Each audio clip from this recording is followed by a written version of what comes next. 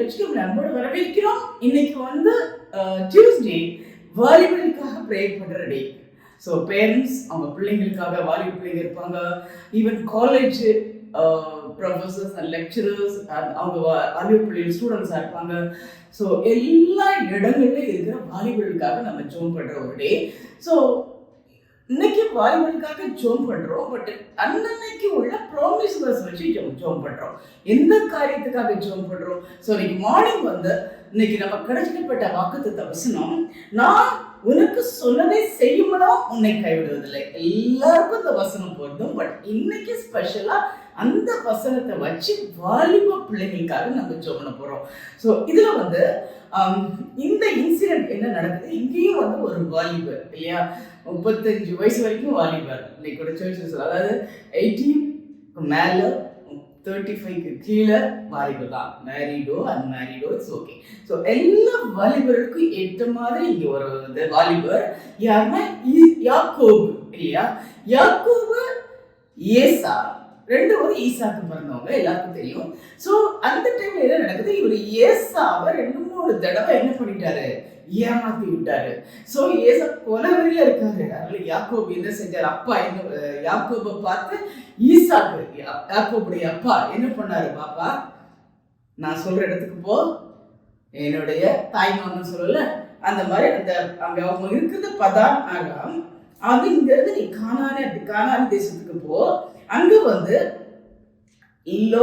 என்னுடைய தாயின் தகப்பனாகி பெத்துவேல் வீட்டுக்கு போ. சரி, அவங்க சொந்தக்காரங்க, தாய் மாமா சொல்றாங்க, அங்க போ, அங்க போய் நீ ஒரு பெண் உனக்கு வந்து ஒரு மனைவி, உன்னுடைய பெண்ணை நீ அங்க செலக்ட் பண்ணு அப்படின்னு சொல்றாரு. சரிங்களா? ஸோ இந்த ஓகே, இது வந்து அவர் சொல்றாரு. அப்போ தனியா போறாரு. இப்போதான் நமக்கு அந்த இன்சிடென்ட் வருது. ஈசாக்கு அப்பாவை விட்டு யாக்கோபு தனியா வேற இடத்துக்கு போறார். சரிங்களா? சோ அப்பா சொல்றத கேட்டு அவர் போறார். எதுவும் இல்ல, அண்ணன் கூட பிரச்சனை, அது ரொம்ப தூரம், இங்க இருக்கிற மாதிரி காரோ ஃபிளைட்டோ கிடையாது, நடந்து போனோம், தனியா போனோம். வாலிபன் அப்படியே தனியா நடந்து போறார். ரொம்ப தூரம் போறார். அங்கெல்லாம் எவ்வளவு நாள் நடக்கணுமோ அந்த இடத்துக்கு போறதுக்கு தெரியல. ஸோ ரொம்ப தூரம் நடந்து தனியா இருக்கும்போது யோசிச்சு பாருங்க, என்னெல்லாம் என்ன வரும்ல. தனியா இருந்தோம்னா என்ன நடக்கும்? எப்படி இருக்க போறோம்? அண்ணன் என்னை ஏமாத்திட்டோமே, அண்ணன் என் கோவமா இருக்காரு, என்ன நடக்க போதோ, அண்ணன் என்ன என்னெல்லாம் வச்சு செய்ய போறாரோ தெரியலையே, எப்படி நான் இந்த உலகத்துல வாழ போறேன், என்ன பண்ண போறேன்? அப்பாவோட ஆசீர்வாதம் எனக்கு இருக்கு, ஆனா அது எப்படி எனக்கு கிடைக்கும்? என்னெல்லாமோ நினைச்சிட்டே போயிருப்பார். நம்ம தனியா இருக்கும்போது என்னெல்லாம் நினைப்போம்ல, அது வாலிபர்கள் ஷுவரா என்னெல்லாம் நினைப்பாங்கல்ல, ஃபியூச்சர் எப்படி இருக்குமோ. ஸோ இப்படி ஃபியூச்சர் எப்படி இருக்குமோ நினைக்கிறவங்க தான் நீங்க வந்து சூப்பர் வேர்ஸ். ஸோ இந்த யாக்கோபு போறாரு, இருட்டாச்சு ஒரு இடத்துல, அவ்வளவுதான், அந்த இருட்டுல எங்க நடக்க முடியல, அங்க தங்கிடுறாரு ஒரு இடத்துல. நல்லா பாருங்க, டயர்டா அயர்ந்து நடந்த களைப்புல தூங்குறாரு.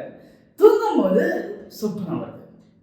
வாலிபர்கள் சொப்பனங்களை காண்பார்கள். உங்களுக்கும் சொப்பனம் மூலமா பேசுவார். ஸோ சொப்பனம் வருது.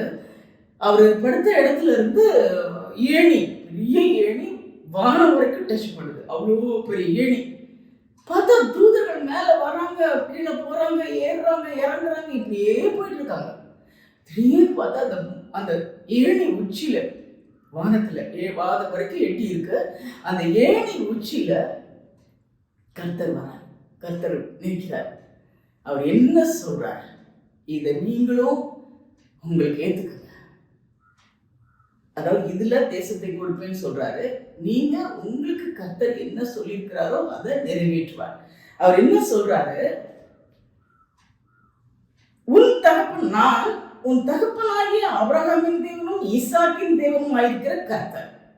நீ படுத்திருக்கிற பூமியை உனக்கும் உன் சந்ததிக்கும் கொடுப்பேன். இப்பதான் வர்ற வழியில எந்த லாபம் நினைச்சு வந்தார். தனியா போறேன், எனக்கு என்ன இருக்க போதோ, எப்படி இருக்க போறனோ நான் பாருங்க. நீ படுத்திருக்கிற பூமியை உனக்கும் உன் சந்ததிக்கும் கொடுப்பேன். உன் சந்ததி பூமியின் தூளை போல் இருக்கும்.